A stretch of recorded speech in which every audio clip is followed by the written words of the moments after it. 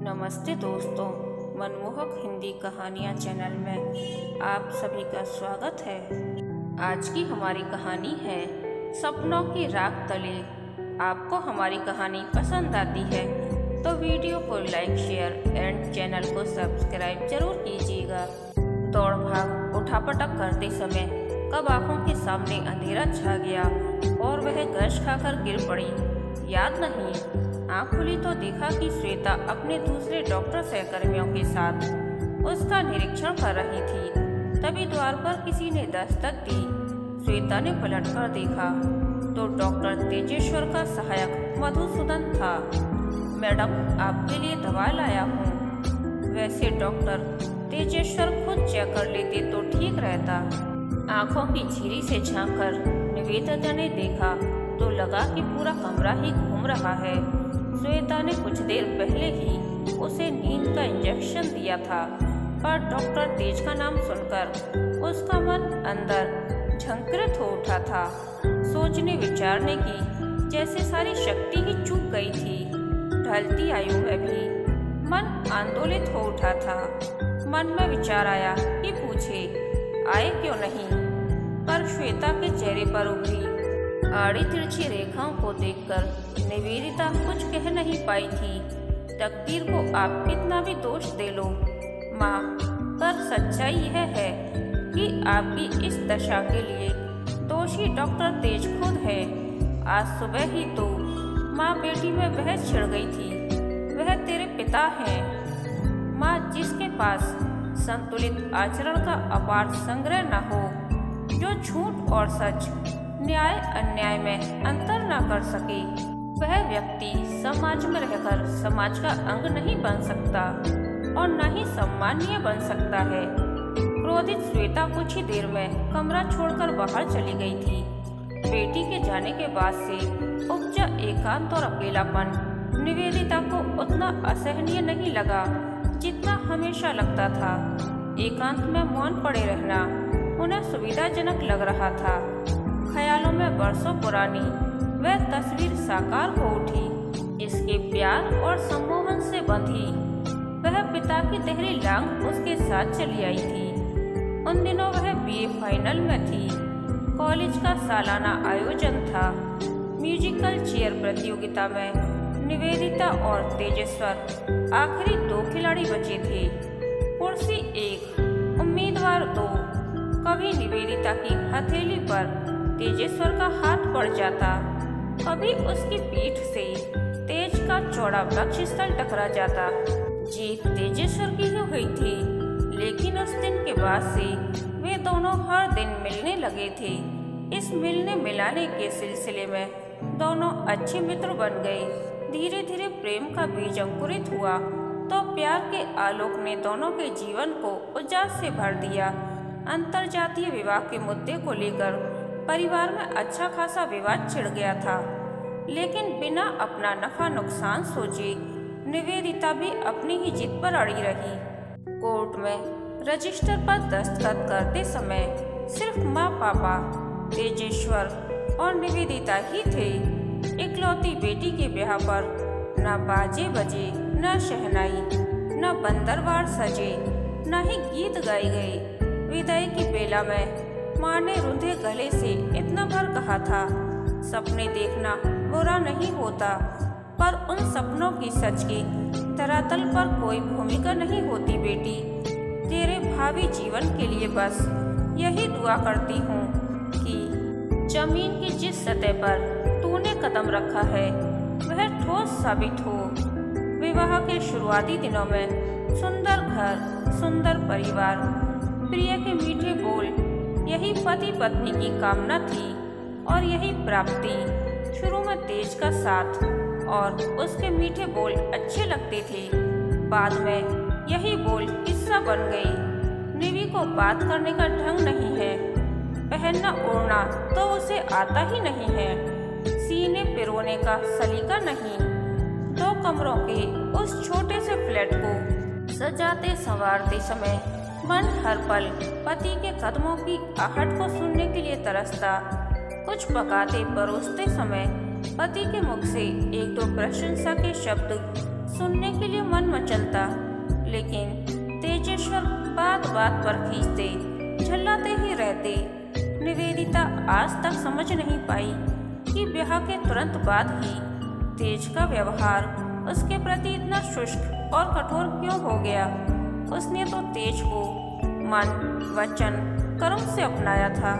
तेज के प्रति निवेदिता को कोई गिला शिकवा भी नहीं था। कई बार निवेदिता खुद से पूछती कि उसमें उसका कसूर क्या था, कि वह सुंदर थी, स्मार्ट थी, लोगों के बीच जल्दी ही आकर्षण का केंद्र बन जाती थी, या उसकी मित्रता सबसे हो जाती थी, वरना पत्नी के प्रति दुराव की क्षुद्र मानसिकता के मूल कारण क्या हो सकते थे। शरीर के रोगों को दूर करने वाले तेजेश्वर यह क्यों नहीं समझ पाई कि इंसान अपने मृदु और सरल स्वभाव से ही तो लोगों के बीच आकर्षण का केंद्र बनता है। दिन रात की नोक झोंक और चिड़चिड़ाहट से दुखी हो उठी थी निवेदिता। सोचा क्या रखा है इन घर गृहस्थी के झमेलों में। एक दिन अपनी डिग्रियां और सर्टिफिकेट निकालकर तेज से बोली, घर में बैठे बैठे मन नहीं लगता, क्यों न मैं कोई नौकरी कर लूं। और यह घर गृहस्थी कौन संभालेगा। तेज ने आंखें तरेरी। घर के काम तो चलते फिरते हो जाते हैं, दृढ़ता से निवेदिता ने कहा तो तेजेश्वर का स्वर धीमा पड़ गया। निवेदिता, घर से बाहर निकलोगी तो मुझे अच्छा नहीं लगेगा। क्यों? लापरवाही से पूछा था उसने। लोग न जाने तुम्हें कैसी कैसी निगाहों से घूरेंगे। कितना प्यार करते हैं तेज उससे। यह सोचकर निवेदिता इतरा गई थी। पति की नजरों में सर्वश्रेष्ठ बनने की धुन में वह तेजेश्वर की हर कही बात को पूरा करती चली गई थी। पर जब टांग पर टांग चढ़ाकर बैठने में, खिड़की से बाहर झांककर देखने में, यहाँ तक कि किसी से हंसने बोलने पर भी तेज को आपत्ति होने लगी, तो निवेदिता को अपनी शुरुआती भावुकता पर अफसोस होने लगा था। निरी भावुकता में अपने निजत्व को पूर्ण रूप से समाप्त कर जितनी साधना और तप किया, उतनी ही चतुराई से लाशा डालकर तेजेश्वर उसकी व्यक्तिगत स्वतंत्रता को ही बाधित करते चले गए। दर्द का गुबार सा उठा तो निवेदिता ने करवट बदल ली। यादों के साए पीछा कहाँ छोड़ रहे थे। विवाह की पहली सालगिरह पर मम्मी पापा 2 दिन पहले ही आ गए थे। मित्र, संबंधी और परिचितों को आमंत्रित कर उसका मन पुलक से भर उठा था, लेकिन तेजेश्वर की भवें तनी हुई थी। निवेदिता के लिए पति का यह रूप नया था। उसने तो कल्पना भी नहीं की थी कि इस खुशी के अवसर को तेज अंधकार में डुबो देंगे और जरा सी बात को लेकर भड़क जाएंगे। मटर मशरूम क्यों बनाया, शाही पनीर क्यों नहीं बनाया। छोटी सी बात को टाला भी जा सकता था, पर तेजेश्वर ने महाभारत छेड़ दिया था। अक्सर किसी एक बात की भड़ास दूसरी बात पर ही उतरती है। तेज का स्वभाव ही ऐसा था। दोस्ती किसी से करते नहीं थे, इसीलिए लोग उनसे दूर ही छिटके रहते थे। आमंत्रित अतिथियों से सभ्यता और शिष्टता से पेश आने की बजाय लोगों का ध्यान अपनी ओर आकर्षित करने के लिए ही उन्होंने वह हंगामा खड़ा किया था। यह सब कुछ निवेदिता को अब समझ में आता है। 2 दिन तक मम्मी पापा और रहे थे। तेज इस बीच खूब हंसते रहे थे। निवेदिता इसी मुगालते में थी कि मम्मी पापा ने कुछ नहीं सुना था। अनुभवी माँ की नजरों से कुछ भी नहीं छिपा था। घर लौटते समय तेज का अच्छा मूड देखकर उन्होंने मशवरा दिया था, जिंदगी बहुत छोटी है, हंसते खेलते बीत जाए तो अच्छा है। ज्यादा वर्कोहॉलिक होने से शरीर में कई बीमारियां घर कर लेती हैं। कुछ दिन कहीं बाहर जाकर तुम दोनों घूम आओ। इतना सुनते ही वह जोर से हंसती थी और उसके मुंह से निकल गया था, माँ कभी सोना लेक या भटकल लेक तक तो गए नहीं, आउट ऑफ स्टेशन से क्या जाएंगे। मजाक में कही बात मजाक में ही रहने देते तो क्या बिगड़ जाता। लेकिन तेज का तो ऐसा ईगो हर्ट हुआ कि मारपीट पर ही उतर आई। हतप्रभ रह गई थी। वह तेज के उस व्यवहार को देखकर उस दिन के बाद से हंसना बोलना तो दूर, उनके पास बैठने तक से घबराने लगी थी निवेदिता। कई दिनों तक अबोला ठहर जाता उन दोनों के बीच। उन्हीं कुछ दिनों में निवेदिता ने अपने शरीर में कुछ आकस्मिक परिवर्तन महसूस किए थे। तबीयत गिरी गिरी सी रहती, जी मिचलाता रहता, तो वह खुद ही चली गई थी डॉक्टर डिसूजा के क्लिनिक पर। शुरुआती जांच के बाद डॉक्टर डिसूजा ने गर्भवती होने का शक जाहिर किया था। तुम्हें कुछ टेस्ट करवाने पड़ेंगे। 1 घंटा भी नहीं बीता था कि तेज घर लौट आए थे। शायद डॉक्टर डिसूजा से उनकी बात हो चुकी थी। बच्चों की तरह पत्नी को आंख में भरकर रोने लगे। इतनी खुशी की बात तुमने मुझसे क्यों छिपाई? अकेली क्यों गई? मैं ले चलता तुम्हें। आंख की कोर से टप टप आंसू टपक पड़े। खुद पर ग्लानि होने लगी थी। कितना छोटा मन है उनका। ऐसी छोटी छोटी बातें भी चुप जाती हैं। अगले दिन तेज ने डॉक्टर कुलकर्णी से समय लिया और लंच में आने का वादा करके चले गए। 10 सालों तक हॉस्टल में रहने वाली निवेदिता जैसी लड़की के लिए अकेले डॉक्टर कुलकर्णी के क्लिनिक तक जाना मुश्किल काम नहीं था। डॉक्टर डिसूजा के क्लिनिक पर भी वह अकेली ही तो गई थी, पर कभी कभी अपना वजूद मिटाकर पुरुष की मजबूत बाहों के घेरे में सिमटना हर औरत को बेहद अच्छा लगता है। इसीलिए बेसब्री से वह तेज का इंतजार करने लगी थी। दोपहर के 1 बजे जूते की नोक से द्वार के पट खुले तो वह हड़बड़ा कर खड़ी हो गई थी। तेज बुरी तरह बौखलाए हुए थे। शायद थके होंगे यह सोचकर निवेदिता दौड़कर चाय बना लाई थी।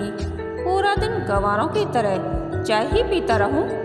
तेज ने आंखें तरेरी तो साड़ी बदलकर वह गाउन में आ गई और घबराकर पूछ लिया, आजकल काम ज्यादा है क्या? मैं आलसी नहीं जो हमेशा पलंग पर पड़ा रहूं। काम करना और पैसे कमाना मुझे अच्छा लगता है। अप्रोक्ष रूप से उस पर ही वार किया जा रहा है, यह वह समझ गई थी। सारा आक्रोश, सारी झल्लाहट लिए निवेदिता अंदर ही अंदर घुटती रही थी। उसने कई किताबों में पढ़ा था कि गर्भवती महिला को हमेशा खुश रहना चाहिए। इसीलिए पति के स्वर में छिपे व्यंग को सुनकर भी मूड खराब करने की बजाय चेहरे पर मुस्कान फैलाकर बोली, एक बार ब्लड प्रेशर चेक क्यों नहीं करवा लेते? बेवजह ही चिड़चिड़ाते रहते हो। इतना सुनते ही तेजेश्वर ने घर के हर साजो सामान के साथ कई जरूरत के कागज भी यत्र तत्र सर्वत्र फैला दिए थे। निवेदिता आज तक इस गुत्थी को सुलझा नहीं पाई कि क्या पति पत्नी का रिश्ता विश्वास पर नहीं टिका होना चाहिए। वह जहाँ जाती तेजेश्वर के साथ जाती, वह जैसा चाहती वैसा ही पहनती, ओढ़ती, पकाती, खाती, जहाँ कहते वहीं घूमने जाती। फिर भी बरजनाव की तलवार हमेशा क्यों उसके सिर पर लटकती रहती थी। अंकुश के कड़े चाबुक से हर समय पत्नी को साथ कर रखते समय तेजेश्वर के मन में यह विचार क्यों नहीं आया कि जो पति अपनी पत्नी को हे दृष्टि से देखता है, उस औरत के प्रति बेचारगी का भाव जतलाकर कई पुरुष गिद्धों की तरह उसके इर्द गिर्द मंडराने लगते हैं। इसमें दोष औरत का नहीं, पुरुष का ही होता है। यही तो हुआ था उस दिन भी। श्वेता के जन्मदिन की पार्टी पर वह अपने कॉलेज की सहपाठी दिव्या और उसके पति मधुकर के साथ चुटकुलों का आनंद ले रही थी। माँ और पापा भी वहीं बैठे थे। पार्टी का समापन होते ही तेज अपने असली रूप में आ गए थे। घबराहट से उनका पूरा शरीर पसीने पसीने हो गया। लोग उनके गुस्से को शांत करने का भरसक प्रयास कर रहे थे, पर तेजेश्वर अपना आपा ही खो चुके थे। 1 बरस की नन्ही श्वेता को जमीन पर पटकने ही वाले थे कि पापा ने श्वेता को तेज के चंगुल से छुड़ाकर अपनी गोद में ले लिया था। मुझे तो लगता है कि तेज मानसिक रोगी है। पापा ने माँ की ओर देखकर कहा था। यह क्या कह रहे हैं आप? अनुभवी माँ ने बात को संभालने का प्रयास किया था। यदि वह मानसिक रोगी नहीं तो फिर कोई नशा करता है, क्योंकि कोई सामान्य व्यक्ति ऐसा अभद्र व्यवहार कभी नहीं कर सकता। उस दिन सबके सामने खुद को तेजेश्वर ने बेहद बौना महसूस किया था। घुटन और अवहेलना के दौर से बार बार गुजरने के बाद भी तेज के व्यवहार की चर्चा निवेदिता ने कभी किसी से नहीं की थी। कैसे कहती, रस्मों रिवाज के सारे बंधन तोड़कर उसने खुद ही तो तेजेश्वर के साथ प्रेम विवाह किया था। पर उस दिन तो मम्मी और पापा दोनों ने स्वयं अपनी आंखों से देखा, कानों से सुना था। पापा ने साथ चलने के लिए कहा तो वह चुपचाप उनके साथ चली गई थी। सोचती थी अकेलापन महसूस होगा तो खुद ही तेज आकर लिवा ले जाएंगे, पर ऐसा मौका कहाँ आया था। उसके कान पैरों की पदचाप और दरवाजे की खटखट सुनने को तरसते ही रह गए थे। श्वेता पापा कहना सीख गई थी। हुलस कर निवेदिता ने बेटी को अपने आंचल में छिपा लिया था। दुलारते पुचकारते समय खुशी का आवेग उसकी नसों में बहने लगा और अजीब तरह का उत्साह मन में हिलोरे भरने लगा। कब तक यो हाथ पर हाथ धरकर बैठी रहेगी? अभी तो श्वेता छोटी है, उसे किसी भी बात की समझ नहीं है, लेकिन धीरे धीरे जब बड़ी होगी तो हो सकता है कि मुझसे कई प्रकार के प्रश्न पूछे, कुछ ऐसे प्रश्न जिनका उत्तर देने में भी मुझे लज्जित होना पड़े। घर में बिना किसी से कुछ कहे वह तेज की माँ के चौक वाले घर में पहुँच गई थी। पूरे सम्मान के साथ तेजेश्वर की माँ ने निवेदिता को गले लगाया था, बल्कि अपने घर आकर रहने के लिए भी कहा था।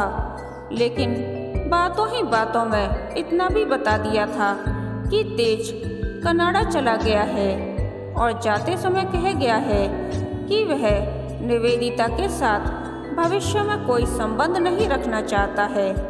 निवेदिता ने संयत स्वर में इतना ही पूछा था, माँ जी यह सब इतनी जल्दी हुआ कैसे?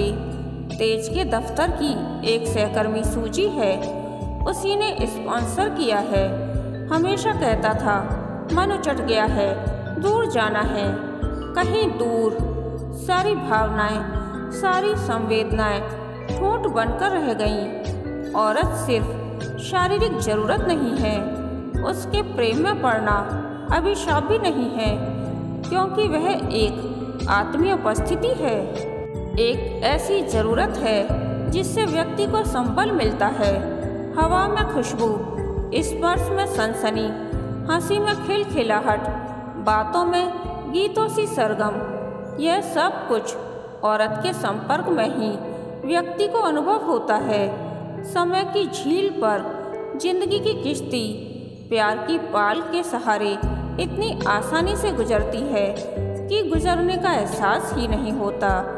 कितनी अजीब सी बात है कि तेज इस सच को ही नहीं पहचान पाई। शुरू से वह महत्वाकांक्षी थे, पर उनकी महत्वाकांक्षा उन्हें परिवार तक छोड़ने पर मजबूर कर देगी, ऐसा निवेदिता ने कभी सोचा भी नहीं था। कहीं ऐसा तो नहीं कि बच्ची और पत्नी से दूर भागने के लिए उन्होंने महत्वाकांक्षा के मोहरे का इस्तेमाल किया था। इंसान क्यों अपने परिवार को माला में पिरोता है? इसीलिए ना कि व्यक्ति को सीधी सादी सरल सी जिंदगी हासिल हो। निवेदिता ने विवेचन सा किया, लेकिन जब वक्त और रिश्तों के खिंचाव से अपनों को ही खुदगर्जी का लकवा मार जाए तो पूरी तरह प्रतिक्रिया विहीन होकर ठंडे जड़ संबंधों को कोई कब तक ढो सकता है? मन में विचार कौंधा कि अब यह घर उसे छोड़ देना चाहिए। आखिर माँ बाप पर कब तक आश्रित रहेगी? और अब तो भाई का भी विवाह होने वाला था। उसकी और श्वेता की उपस्थिति ने भाई के सुखद संसार में ग्रहण लगा दिया तो उसे क्या हक है किसी की खुशियां छीनने का। अगले दिन निवेदिता देहरादून में थी। सोचा कि इस शहर में अकेली कैसे रहेगी, लेकिन फौरन ही मन ने निश्चय किया कि उसे अपनी बिटिया के लिए जीना होगा। तेज तो अपनी जिम्मेदारियों से मुंह मोड़कर विदेश जा बसे, पर वह अपने दायित्वों से कैसे मुंह मोड़ सकती है। श्वेता को सुरक्षित भविष्य प्रदान करने का दायित्व निवेदिता ने अपने कंधों पर ले तो लिया था, पर वह क्या कर सकती थी। डिग्रियां और सर्टिफिकेट तो कब के तेज के क्रोध की आग पर होम हो चुके थे। नौकरी ढूंढने निकली तो एक प्ले स्कूल में नौकरी मिल गई। साथ ही स्कूल की प्राध्यापिका ने रहने के लिए 2 कमरे का मकान देकर उसकी आवास की समस्या को भी सुलझा दिया। पर वेतन इतना था कि उसमें घर का खर्चा चलाना ही मुश्किल था। श्वेता के सुखद भविष्य को बनाने का सपना वह कैसे संजोती। मन ऊहा-पोह में उलझा रहता। क्या करे, कैसे करे। विवाह से पहले कुछ पत्रिकाओं में उसके लेख छपे थे। आज फिर से कागज कलम लेकर कुछ लिखने बैठी तो लिखती ही चली गई। कुछ पत्रिकाओं में रचनाएं भेजी तो स्वीकृत हो गईं। पारिश्रमिक मिला, शोहरत मिली, नाम मिला। लोग प्रशंसात्मक नज़रों से उसे देखते, बधाई संदेश भेजते तो अच्छा लगता था।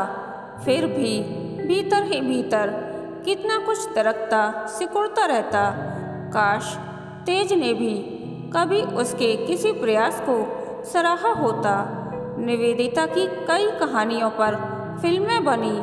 घर, शोहरत और पैसे से भर गया।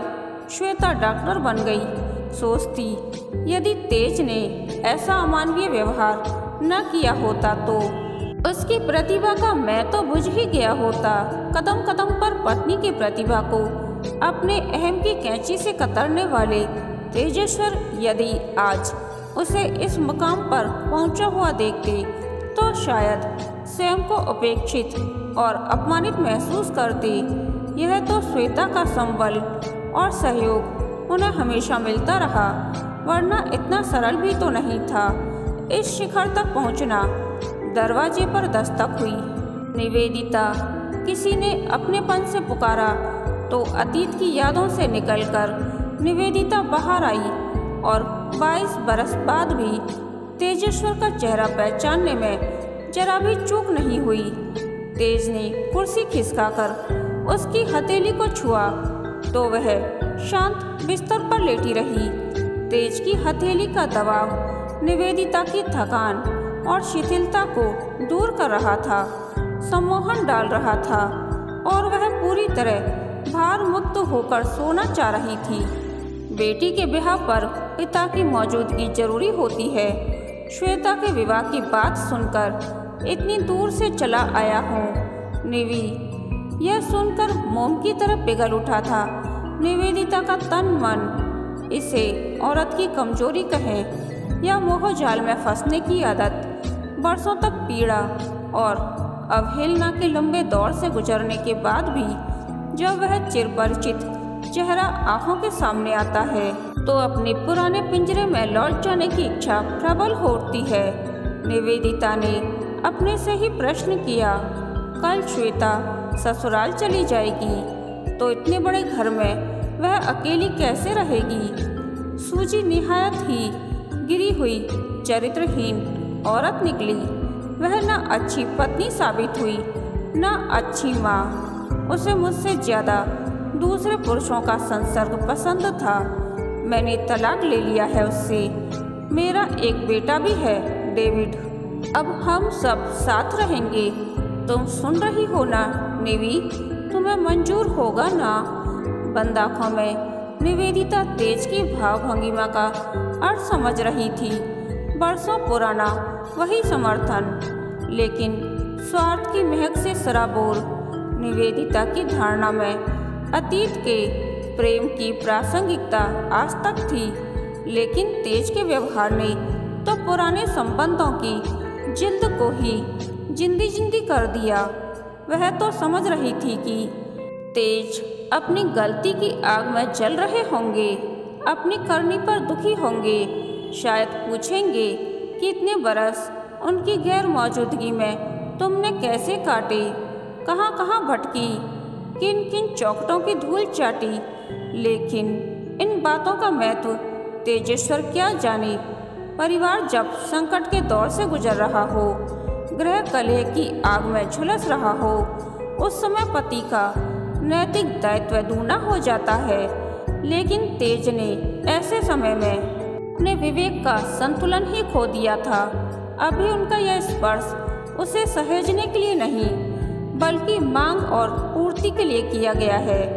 पसीने से भीगी निवेदिता की हथेली धीरे धीरे तेज की मजबूत हथेली के शिकंजे से पीछे खिसकने लगी।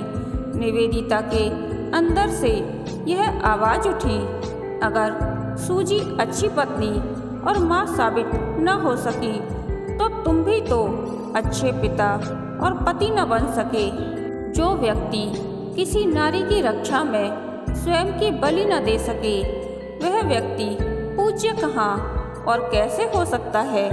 22 बरस की अवधि में पनपे अपरिचित और दूरियों ने तेज की सोच को क्या इतना संकुचित कर दिया है। जेहन में चुपता हुआ सोच का टुकड़ा अंतर्मन के सागर में फेंककर निवेदिता निष्प्रयत्न उठकर बैठ गई और बोली, तेज, दूरियां कुछ और नहीं बल्कि भ्रामक स्थिति होती है। जब दूरियां जन्म लेती हैं तो इंसान कुछ वर्षों तक इसी उम्मीद में जीता है कि शायद इन दूरियों में सिकुड़न पैदा हो और सब कुछ पहले जैसा हो जाए। पर जब ऐसा नहीं होता तो समझौता करने की आदत सी पड़ जाती है। ऐसा ही हुआ है मेरे साथ भी। घुटनों चलने से लेकर श्वेता को डॉक्टर बनाने में मुझे किसी सहारे की जरूरत नहीं पड़ी। रुकावटें आईं, पर हम दोनों माँ बेटी एक दूसरे का संबल बने रहे। आज श्वेता के विवाह का अनुष्ठान भी अकेले ही संपूर्ण हो जाएगा। एक बार निवेदिता की पलकें नम जरूर हुईं, पर उन आंसुओं में एक तरह की मिठास थी। आंसुओं के पर्दे से झांककर उन्होंने अपनी ओर बढ़ती श्वेता और होने वाले दामाद को भरपूर निगाहों से देखा। श्वेता माँ के कानों के पास अपने होंठ लाकर बुदबुदाई, जीवन के मार्ग इतने कृपण नहीं जो कोई राह ही ना सुझा सके। माँ, जिस धरती पर तुम खड़ी हो वह अब भी स्थिर है। कहानी के अंत तक बने रहने के लिए धन्यवाद। यह कहानी आपको कैसी लगी प्लीज़ कमेंट करके बताइए।